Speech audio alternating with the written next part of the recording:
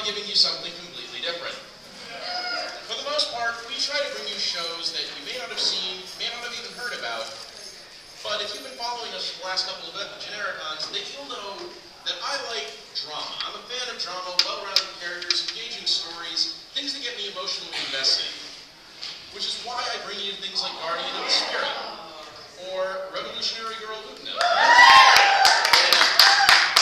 Really, really good shows with some serious and dramatic themes. The shows I'm about to talk to you about here are not like these shows. I'm going to bring you two shows that I had a lot of fun watching, Dirty Pair and Gunsmith Cats, both shows featuring badass ladies and high-octane adventure. Let's start off with 1985's Dirty Pair, a show that came out the same year that I was born. It follows Kay and Yuri, a pair of special agents working for a galaxy-wide troubleshooting service called the 3WA. That group's a pretty big deal in the future, to the point where their building spells out their initials. First you've got Kay, the outgoing tomboy of the group, who's always armed and ready for action, but lacks a certain subtlety in her work. You also have Yuri, a girl with a softer touch, who tends to be a bit more reserved and thoughtful than her partner, at least most of the time. And together they form a team known as the Lovely Angels. Together they fight space pirates, they infiltrate dangerous hidden bases, they escort visiting royalty, go on ancient treasure hunts in old ruins, and they even fight a plague of hyper-intelligent Nazi rats. You thought I was joking?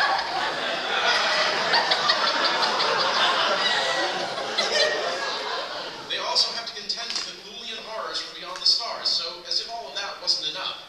And it might come as no surprise then that they tend to bring a bit more force to the situation than is necessary. This leads them to cause a little bit of collateral damage here and there, or a lot of collateral damage depending on the planet. And while it's not always their fault, trouble does seem to follow in their wake. And this earns them a pretty unfortunate reputation. And case in point, in the very first episode, we see the main residential tower of Eleanor City, where our heroes are based, all peaceful and so on. By the end of the very first episode, they have damaged the tower so badly it's left at a perpetual angle for the remainder of the show. And all of this chaos earns them the unflattering nickname, the Dirty Pair, which they take great umbrage with. Now, I'd also be remiss if I didn't mention their supporting side characters, Moogie, a genetically engineered cat creature, who serves as everything from a pilot to a battle mount. And there's also Nanmo, a chipper R2-D2-like robot that helps them out with hacking and so on, and does its best to keep the two of them from getting themselves killed. Now, some of you have probably noticed during these slides that the girls aren't exactly dressed for battle most of the time. Their outfits barely make up a swimsuit between the two of them, so why don't I mind when I am on record as saying I loathe fan service in all of its boom-tastic forms? Remember, if you're like me, you have no time for this kind of garbage. Well, in Dirty Pair, it's played for laughs, not pandering. No one in the show takes it seriously, and we don't get constant glamour shots of our characters' underpants, so it basically becomes passive fan service. And they dress pretty normally most of the time, at least as normally as the 80s allowed, so it never really bothered me. And no matter how they dress, Kay and Yuri still have a lot of agency and are skilled at what they do. It's their decisions that drive the events. They're self-reliant, they're strong, they're good at reading their competition, and they're smart. And most importantly, they're almost always in control of their own destiny. If you assume these girls are going to be like other anime cliches, then you're going to get what this guy got, suplexed into a pile of rocks. And it's just refreshing to see a team that is not only good at what they do, but love what they do. And they better, because they have to deal with everything from black holes to deadly assassins, to the entire police force of one particularly unwelcoming planet, and even outlaw biker gangs on a volcano world populated by fire-breathing dinosaurs. In case that didn't give you the impression, this show rarely fails to come up with interesting things for our heroines to do. And even with all the action and craziness, many of the best moments just come from the dynamic between the two characters. They act like two people who have dealt with the best and worst from one another. They get into fights over food and living space, and they mock each other for relationship troubles that they themselves have caused. But in the end, the two of them trust each other, and they come up as true friends. With everything they've been through, they darn well better. And I've always believed that mutual suffering is where the strongest bonds are formed. And if all of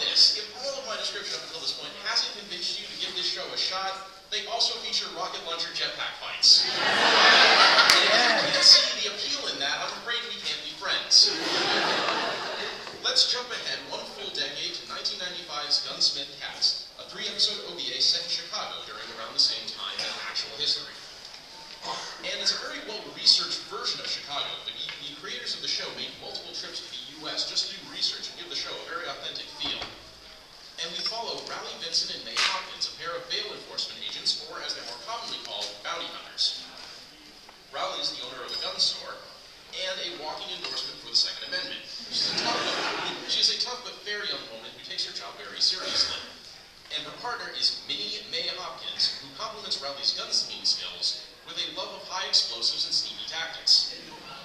Together, they run the titular Gunsmith Cardz gun store, and it is here that they are pulled into a sting operation by a sleazy ATF agent, just as sleazy as he looks, who wants their help busting a sophisticated gun-running ring. As you might imagine, the investigation gets complicated as they get pulled into this very dangerous underground world, and they come toe-to-toe with a dangerous hitman, or in this case, a woman who is just as skilled and dangerous as either Raleigh or May. You have everything an action show could hope for: gunfights, car chases, explosions, intrigue, romance. Or not so much of the last one, but most of the other ones, so whatever. The show builds up a rivalry between Raleigh and her deadly opponent, Natasha Rodina, a crazed Russian ex-Special Forces soldier who is skilled, lethal, and above all else, prepared. And the fights between Raleigh and Natasha become the hallmark of the show's second half. But much like Dirty Bear, what really sells this show to me is the dynamic between Raleigh and May. The show uses a lot of banter to help cement their relationship, and in my opinion, a lot of the references and dialogue work better in English than in Japanese, so consider checking out the dub. It does have some of the problems of mid-90s dubs, but it's not bad overall. And the two of them pick on each other all the time, and Raleigh comes off as the fussy big sister to May's irresponsible youth. But the two of them go through plenty of scrapes together, and as before, they're well established to be good friends and partners who trust each other with their lives. And as I mentioned, all of the stuff they have to deal with, sleazy ATF agents, assassins, and so on, the mutual suffering they endure further cements their friendship better than most shows I've seen before or since. Now, before we wrap up, I would like to mention that while the stories of the show and the manga aren't directly related, there are a bunch of details of the show that allude to the comic. So if you read the manga, this scene right here would come off as an enormous shout-out to an early story. But fair warning, the manga goes into some pretty grim and potentially troubling details, so I'm not here to recommend that, but it is a very interesting read if you have the time. But the anime itself kind of veers away from much of the source material's more questionable content, so you can enjoy it easily on its own. The show packs its 3 episodes with great action and lots of detail.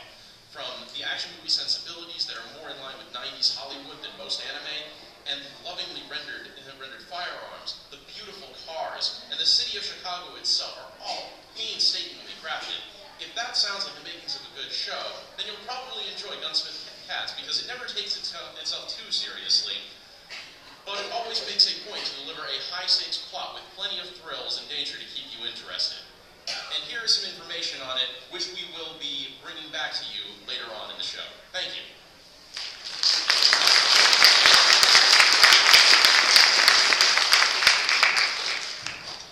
Okay, now with significantly less yelling. Alright, so guys, you all know that to create the bad anime panels we run every year, I sit through astonishing trash. So when I want to pick something that's for the good anime panel, I really look to something that makes me feel good, to kind of counteract all that bad nonsense. I feel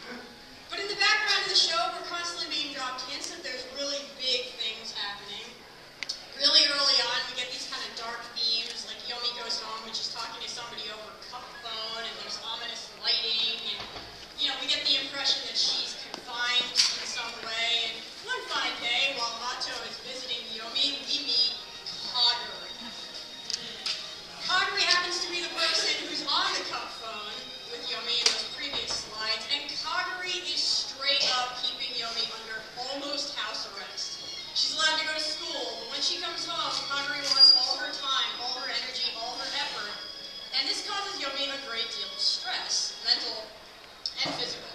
Now I want to talk about a really interesting scene that happens after tons of emotional abuse on Mato by Kagari in the scene where they're visiting. And, during this visit, after all this emotional abuse, we get this scene where Kagari offers both the girls some colorful macaroons. But she takes a bunch of them out of the box, she gives them to Mato, and she goes, "Here, you get all of the ugly ones. And I want you to go home, because you're ugly, and I don't like that you're friends with my friend." And she makes this face. And you're like, holy bananas, this girl is crazy. And up until this point, there's no real physical interaction. Neither of these girls touches each other. It's all just been belittling and verbal abuse. We get this flip sequence where it transfers to this other dimension, question mark, and this is when we get a sense of what Mato feels like, because she doesn't reveal it on her face.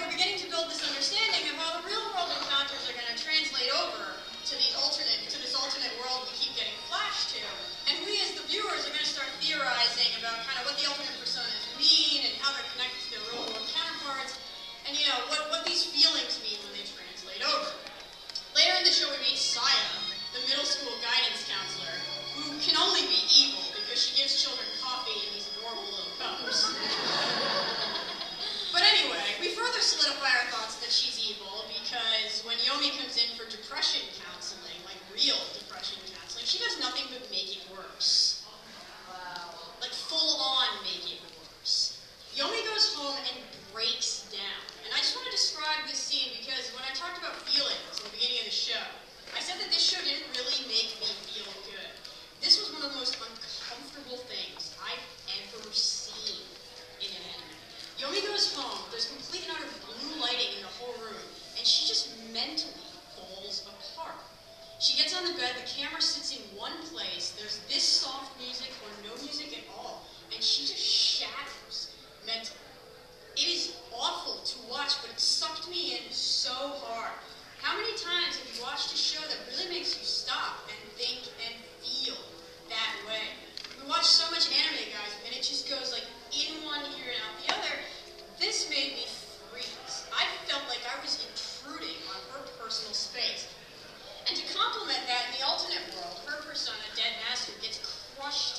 chains.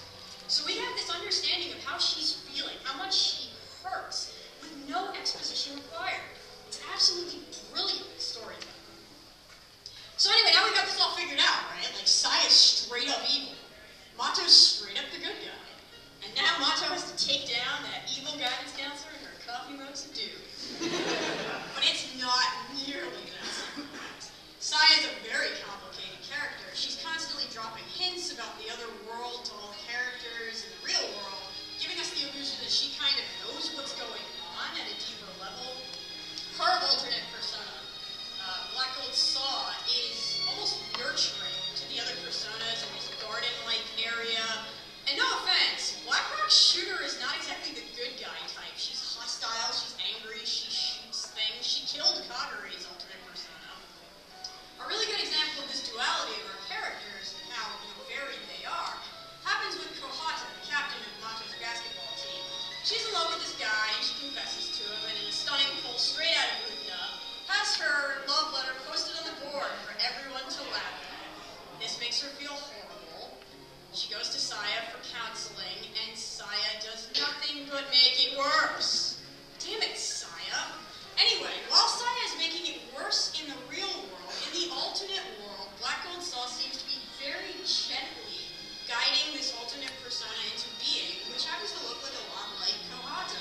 So, we're a little confused now, right? Like, what exactly does the alternate world mean? How does the translation from real world to alternate world actually work?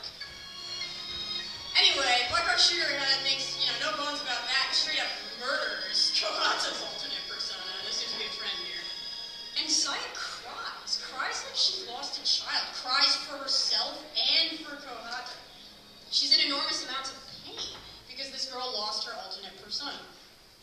Mato herself is not exactly the goody-goody we expect out of our protagonist. She's on the school's basketball team and she's pretty darn great, but she has no idea how to be a team player. She's very selfish without realizing it. She seems like a nice person, but she hides all of her feelings. She sugarcoats stuff. She guards herself pretty hard.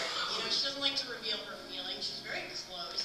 And for somebody so incredibly gentle, who's supposed to be our heroine, why is it that her alternate persona is straight up vindictive, hostile, and violent towards other personas?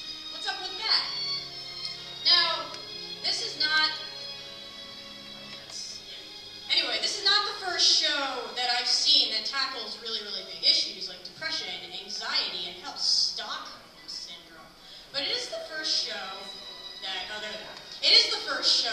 that I felt really did it with this amazing amount of class and subtlety. Every time the girls talk about or deal with something that we know is being reflected in the alternate world, their irises change. They get this gear-like quality. This is consistent throughout the show. So you almost know what's going on in the background by these subtle cues. There's tons of color imagery. You always know who is the person that's the subject in the alternate world because they use the color of her iris to describe what's going on. Color pervades every part of this. There's a lot of imagery going on when we're in the alternate world. What does it actually mean? How does it pertain to what's going on and who is involved? So we're building this alternate world that is just this explosion of color and texture, and it deeply contrasts with the real world, which is very soft and subtle. We get that these two worlds are connected, but they feel totally distinct, yet there's this amazing translation that's going from one to the other, and it's a mystery to us. It's fun to watch and figure out. The alternate personas of the girls are just as much fun to discover. They all look different, they all act different, they're all really fascinating, and it's cool to see who they are and what they describe. I want to talk about the music in the show. This is actually going to be my very first time talking about music in a good show.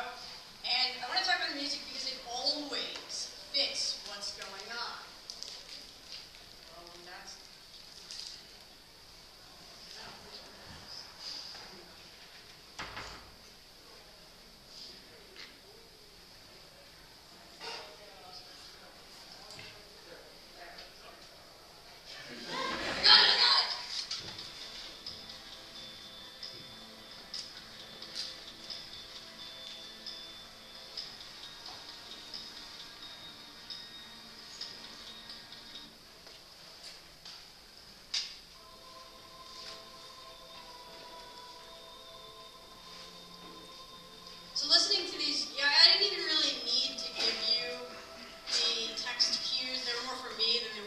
you can tell what's going on just by listening to the song that plays in a scene. And what's really cool is that a lot of this music repeats itself. So you can tie yourself to an emotion that goes along with this song, and it's going to repeat at exactly the right spot. It's like they tied the emotion to the music, and it always fits. It really is extraordinary. Now, this is a show starring middle school girls, so I know what you were all afraid of. All those awful things that are in shows with middle school girls. Thankfully, this has none of them. None of them. Like, get rid of the fan service. There's no beach hot springs, girls at a sleepover touching one another, episode accidentally, haha, this is funny. There's no filler. This show is 8 episodes long, guys. It knows what the hell it wants to do, and it gets there in an amazing way. So I don't want to spoil anymore, so I'm going to move on to the OVA. I absolutely love the OVA. It actually predates the TV series in terms of its creation, but I don't necessarily recommend you watch it first, because it's a little more abstract, but we'll talk about that in a minute. So the OVA being, I think, higher budget, certainly looks better. You know, it looks really pretty. Mato definitely looks pretty much like she looked like before. Yomi goes through a major. There's a very different character design for her. The alternate world seems to be defined for the most part, unlike the TV series where it sort of changes based on whatever's actually happening. In the real world, Black Rock Shooter seems to be on a mission this time instead of randomly, enacting violence. She seems to be heading somewhere, everything's sort of defined. And the story is pretty much the same, though, except a lot simpler this time. Mato really wants to be friends with Yomi, and after this adorable scene of, kind of awkwardness, they're pretty much best friends. And in the alternate world, while they're becoming best friends, their counterparts are not so much. They find each other, and it seems like they're trying to understand one another in the alternate world. Like, Black Rock Shooter is really seeking to help Dead Master, who is Yomi's persona. And here's the thing, we're never given a clear explanation as to what is exactly going on in the alternate world. You're kind of left to infer what feelings are happening here and why, despite the fact that they're becoming friends in the real world, they're basically trying to kill each other in the alternate world. It's left as a mystery to you to figure out or to decipher for yourself. And eventually the girls are separated due to classes. Mato is, a fairly social creature. Yomi is not so much. Due to the pain of being left all alone after making a friend for the very first time, Yomi ends up disappearing, actually disappearing. And then all we get is battles in the alternate world, which I don't want to spoil any more shots, but you have to sit and infer what Yomi must be feeling, because she's no longer on screen. But clearly these battles are resonating with what she feels and what her emotions are going through. And it's just such a fantastic way of exploring narrative. We're not given this other character to see, we're only given actions which we can infer emotions from. What I think is really cool about the OVA is, like I was saying before, you can watch it, someone else can watch it, and you can interpret it totally different ways. There's no one way, there's no right way to interpret what this is all about and what everything means. I'm not going to spoil anymore because I really want you guys to watch it, so we'll just end by talking about the art, which is really nice. They put a lot of energy into everyday things.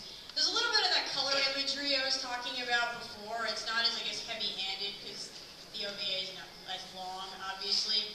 But everything about the show is just so lovingly crafted in this OVA. And, the battle sequences look really cool. I honestly wish it had been longer just for more fight scenes, because damn, they were cool. We'll end on the music, because once again, it always fits.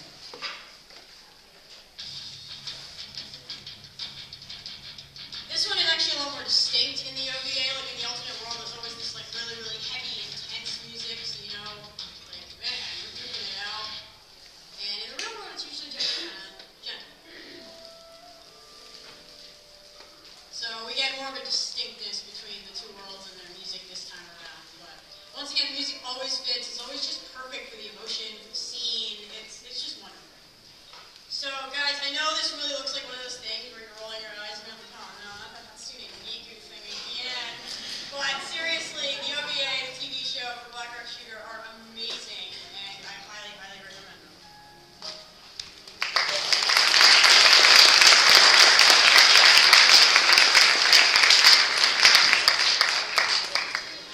Alright then, I'll be telling you about Millennium Actress.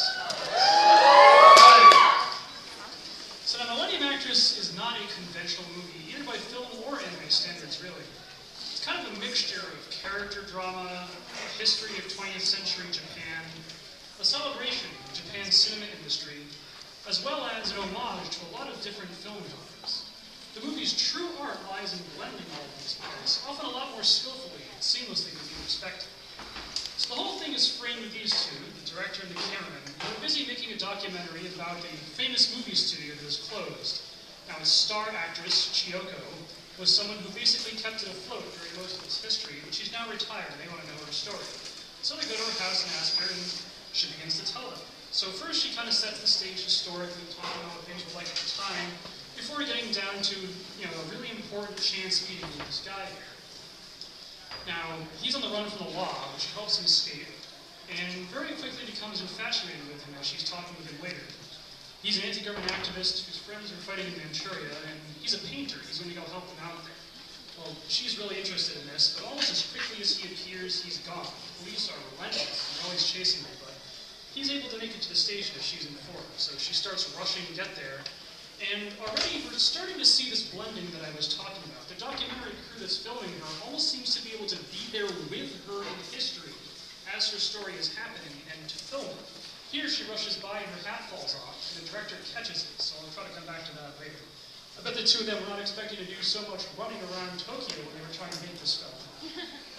Anyway, she makes it to the station, but the train is pulling away, and it's too late. Off it goes. And the blending intensifies further as it turns out that he cried at this scene. The cameraman is just as confused as we are, but it's quickly revealed that not only was this her story, it's also worked for movies that she made, which was pretty much the same plot. So we have this mixture of real life and cinema going on. And as we return to the present, and he's holding the hat that he caught during the background, I think the cameraman's realization really makes this scene. Anyway, back to her life story. She basically there's a film studio that's trying to scout her, and the next film's in Manchuria. So hey, if the guy's going to Manchuria to help out the rebels, what better way to go see him than join up with the studio? And so her chase begins. She's just going to follow this guy as much as possible. And what a chase it is, through both real life, as anti-nationalist rebels attack that train to Manchuria, and through movies, such as this feudal Japanese film that she's in here. No matter where she is or what film she's in, she's always chasing after sort of like a man, like a figure that she's trying to get to. And the breadth of film genres they go through is huge. From ninja, like samurai dramas, to courtesan dramas, prison stuff.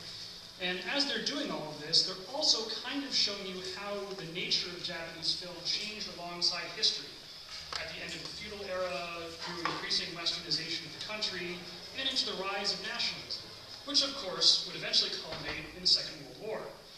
Now, after those periods, they transition to the post-war period, where things get a little more difficult for them. But at the same time, the kinds of movies that they're making change along with it due to increasing Western influence. And they really reflect this very well in the film, through all the different genres we move through.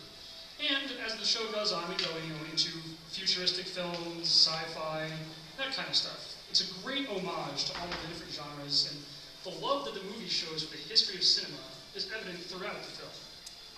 Now, it's not just a film homage, of course. It's also the story of Chiyoko chasing after that guy for real. And I'm not going to spoil the story by going into those details. Her life story is woven in with all the movies, as I was hinting at in that train scene. And the film crew, again, seems to be able to be there with her and film everything that happens in her life as she's explaining it. They're almost there filming history, which is a pretty cool effect. Now, the director in particular kind of gets really into it, often inserting himself into bit roles in some of the movies she's played, helping her out, whether it's in these kind of dramas or as a samurai, a truck driver, on the moon. He's always there helping out. And then there's the cameraman, who kind of adds a humorous note to the entire affair. At the beginning, he's really swept up and kind of worried about the fact that he seems to be there in all these dangerous scenes, probably a lot more than he'd really like. But he's kind of a good sport about it, and he eventually even starts pointing out how absurd the whole weird background filming thing is. At this point, he's informing this guy that, yeah, you're in the wrong costume for the movie we just moved into, you might want to fix that. So I found that to be really good, because when things between, the two of them reminiscing really start to get out of hand, they're obviously having a lot of fun reminiscing, he's there to show you how ridiculous the whole thing is. He adds a grounding in reality to the movie, which might otherwise be too caught up in itself and difficult to follow. His expressions throughout the film are hilarious. That might agree with you, everybody. Now, there's a lot of this story that I'm not telling you, because it's amazingly well told, and it's engaging, and it deserves to be watched in full rather than summarized. But I will say this. If you're like me, you never cry during the movie because men who are as awesome as you don't cry. However, this particular movie's ending always seems to make my eyes sensitive to nearby dust. So, fair warning on that. Now, besides just the story, there's also a lot of other stuff going on that are fantastic in this movie. The soundtrack, for one, which you've kind of been hearing in the background here, is really good. It's full of both these high-energy chase scenes and a lot of calmer retrospective pieces. Then there's the art, like these really well-rendered cabinets or the beams in her house, to this incredibly detailed stuff in science fiction films, all the way down to very smooth landscapes, and these really interesting, like, almost photorealistic photographs that they occasionally bring up to look at. Also, like, the background of some scenes that are only on screen for a couple of seconds are just beautiful. And the highly stylized stuff as they show sort of the history of film are also really good. But more than anything else, the magazine covers, which I had briefly touched on, are some of the best stuff. Now, all of these covers feature her in a different movie, and throughout the course of the movie, all of these movie genres will be visited by the characters. So all of these, it almost makes it seem like the world is a real thing. Like all these movies could have really happened. The care they put into them is amazing. So in general, I want you to give this movie a watch because it's got great action scenes, it's got great art, really good drama, and film genre homage, of course, especially if you have an interest in Japanese cinema historically or by genre. You can also watch the antics of the film crew, which are pretty funny. This is the way that they really told a great story in an unconventional and engaging method. But more than any of these things, you should watch this movie if you want to see what anime, as an art form, can accomplish. There are the details.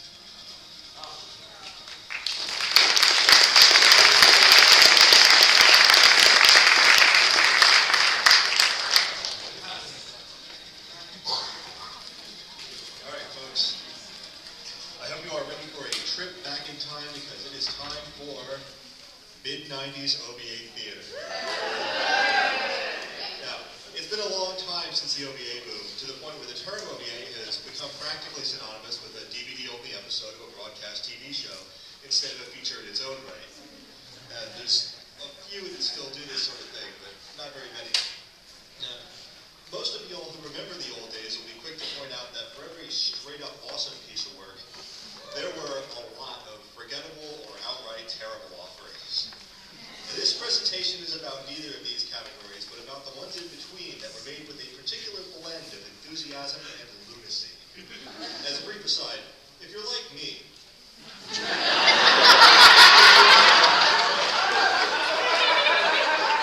have any patience for nonsensical shenanigans when they detract from serious business. But if the show doesn't have intense drama or graphic depictions of death or ruminations on the morality of war, I'm all for letting the nonsense roll, which is why today I'm going to talk to you about a show called Wild Cardz. Anyone? Wild Cardz is a 2-episode OVA that was released in 1997 by Japanese firm Studio Ox, and its original title is Jaja Uma Quartet, which in the show is a disparaging nickname given to the main characters in the vein of Dirty Pair, their actual title being the Crown Knights. I'm not sure if I could come up with a better localization than Central Park Media here, given that Jaja Uma is a Japanese slang term that literally means untamed horse. Plus, as silly as you think the title Wild Cardz with a Z is, it's probably one that you're going to remember. And it's not a bad match for the silliness inherent in a show that takes place in a game-themed fantasy world. So let's dig right in. After a brief prologue in which our heroines use some of their abilities to put the kibosh on this art theme, the show gives us a brief introduction to the main cast before getting into the real plot. Our heroines are as follows. The super fast Joe Diamond, the strong woman with super senses Casa Clover, the psycho magic user Coco Hartful, whose observed skill set is mostly a blend of Gambit and Jean Grey, and the mysterious Sunday Spade, whose contribution to the game is mostly command and control, both for the Crown Knights themselves and for the city's other mundane but extensive emergency response organizations, all shown here. Now, none of the characters in Wild Cardz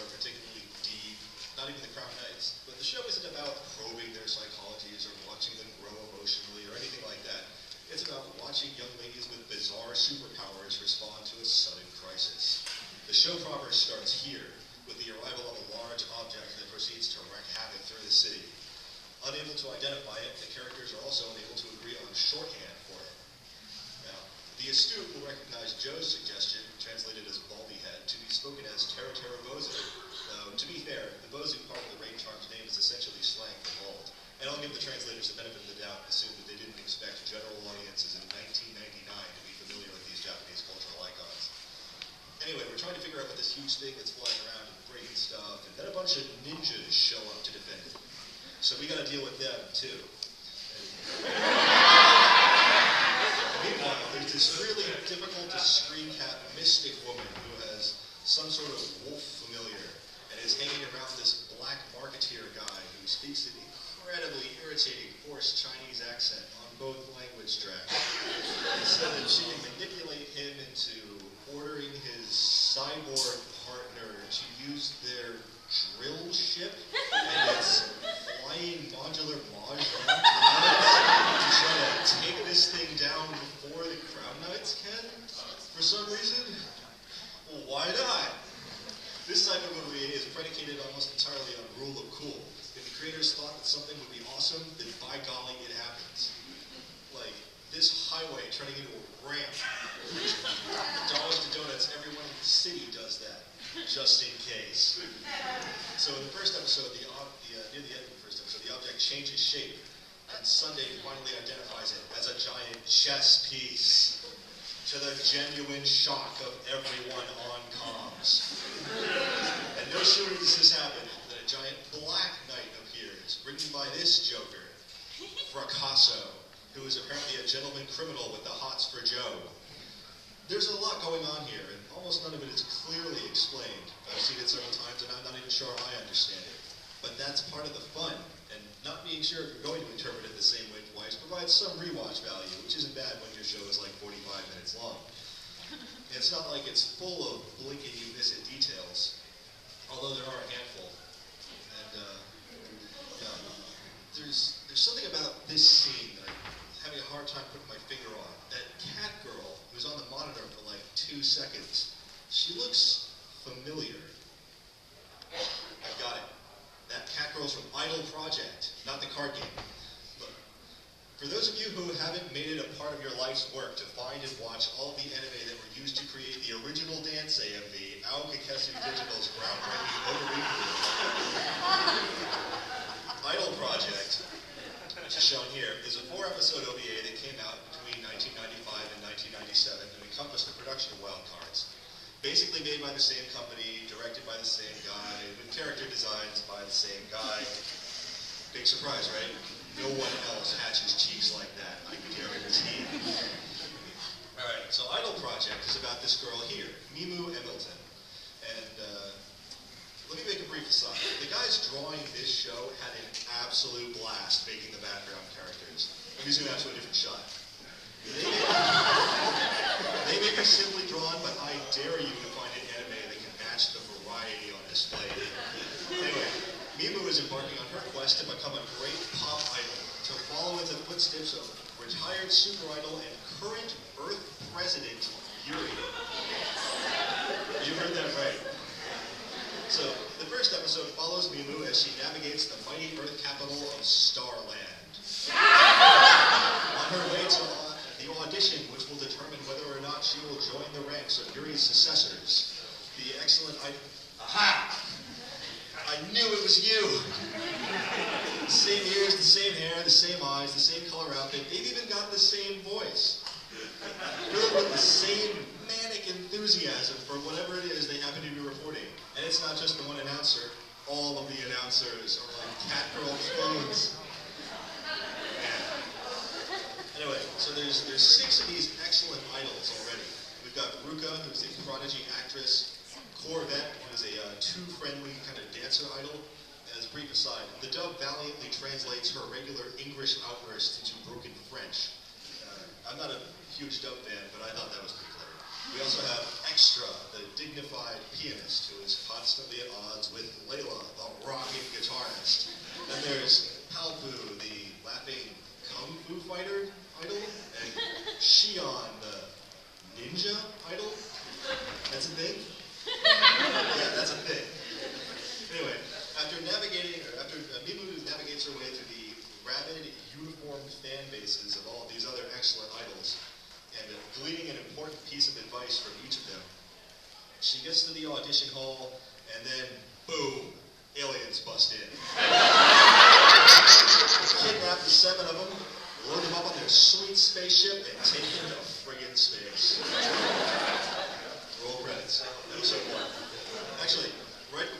credits roll, the staff takes a stab at themselves in one of the weirdest ways I've ever seen. They put up handwritten text that translates to, that last scene was the same as Excellions. Damn it! Let me talk to you about Excellion. Excellion exists as a 2-episode OVA released in early 1995 about a green-haired girl named Iczer, who was recruited by this robot thingy called an Iczer to aid in the battle to keep Earth safe from sinister aliens. Now, something that, well, you don't really need to understand this show, but I'm going to tell you anyway, is that Excellion is actually a loose threequel to a pair of OVAs that came out between 4 and 10 years prior.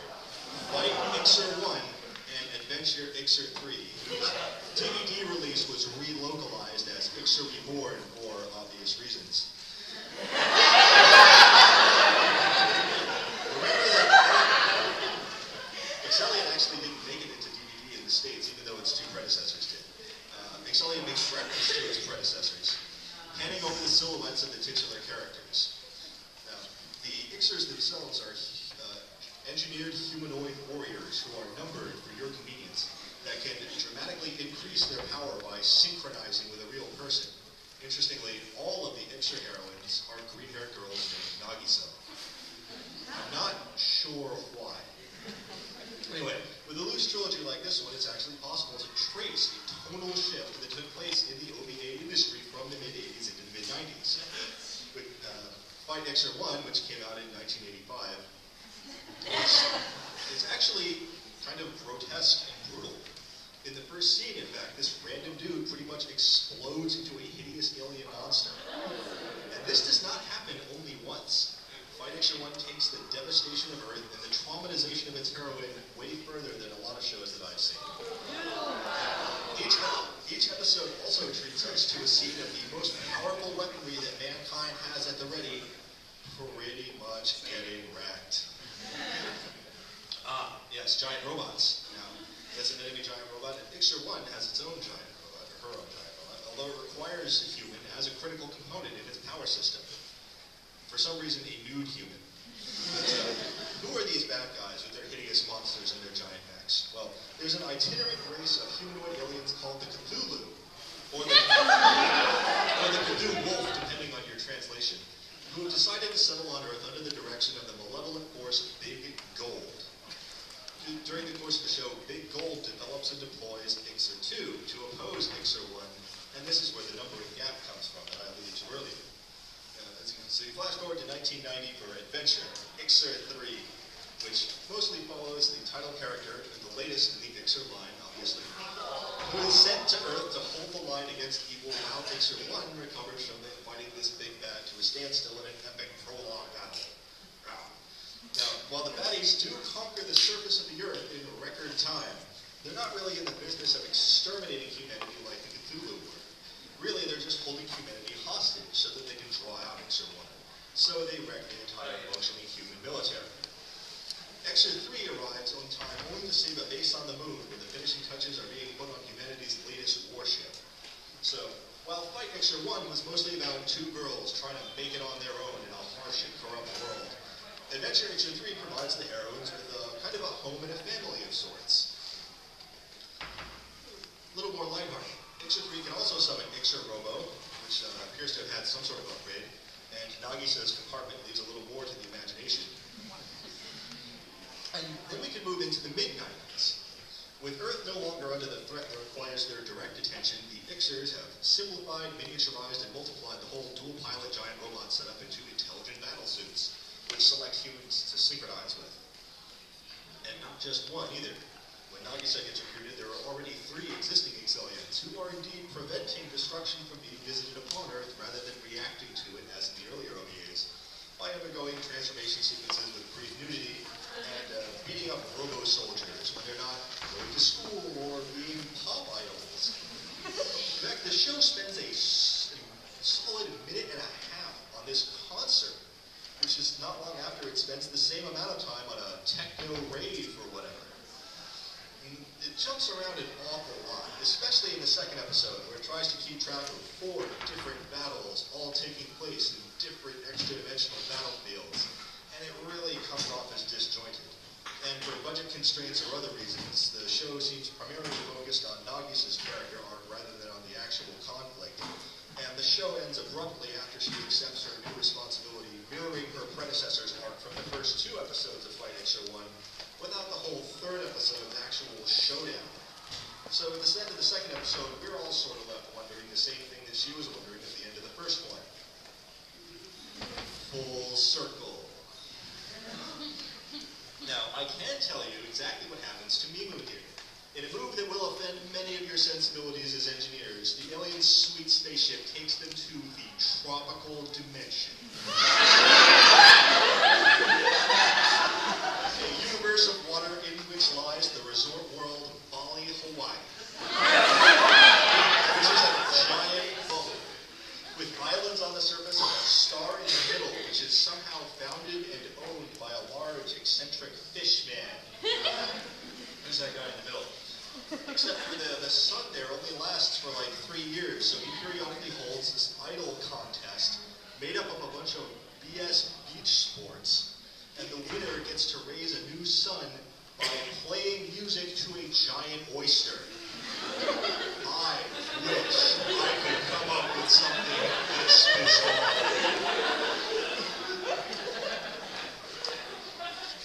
And now that we're not even close to Earth, all bets are off in terms of character designs.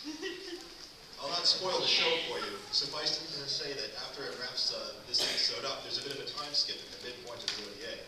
So we'll transition to the 2nd disc and pick up a few weeks later on planet Wallyhood.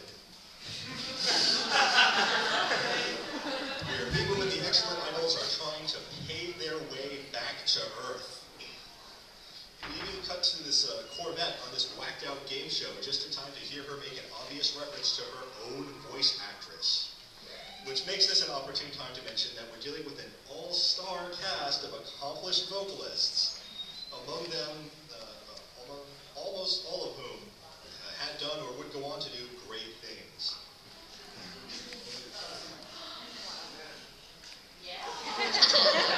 I'll just say it was the only one that doesn't have a lot of singing credits, but I've got my eye on her for other reasons.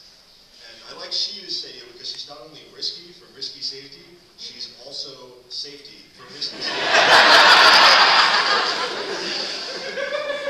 It's not even just them. Like, Yuri's got a good resume, as does this bit character who doesn't even have any intelligible lines. And damn it, Captain.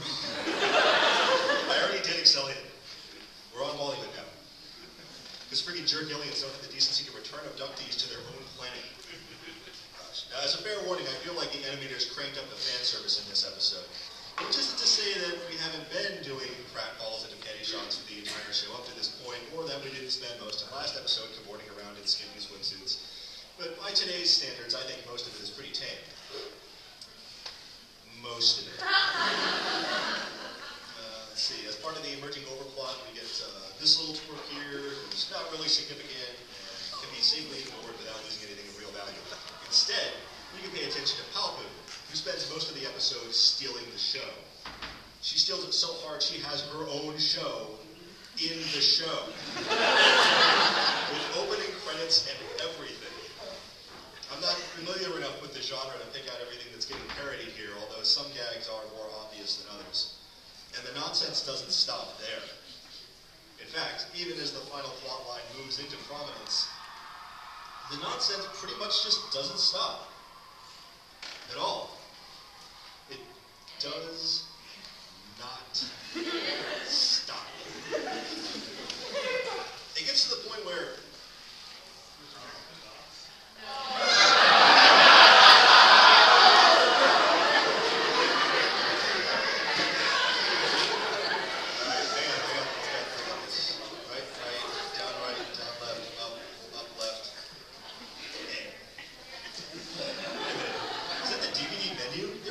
escape from that cackle.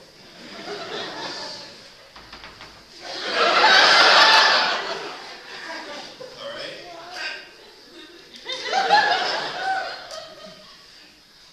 Dang, girl.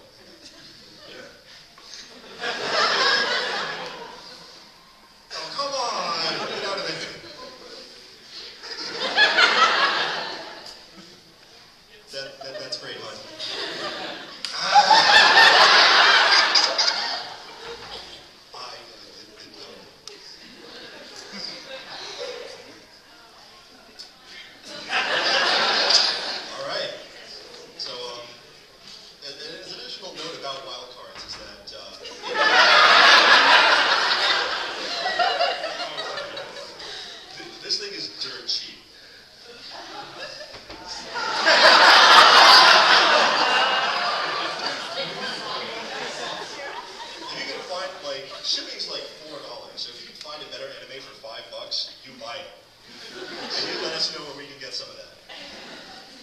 next year. This is mid-90s, early 80s.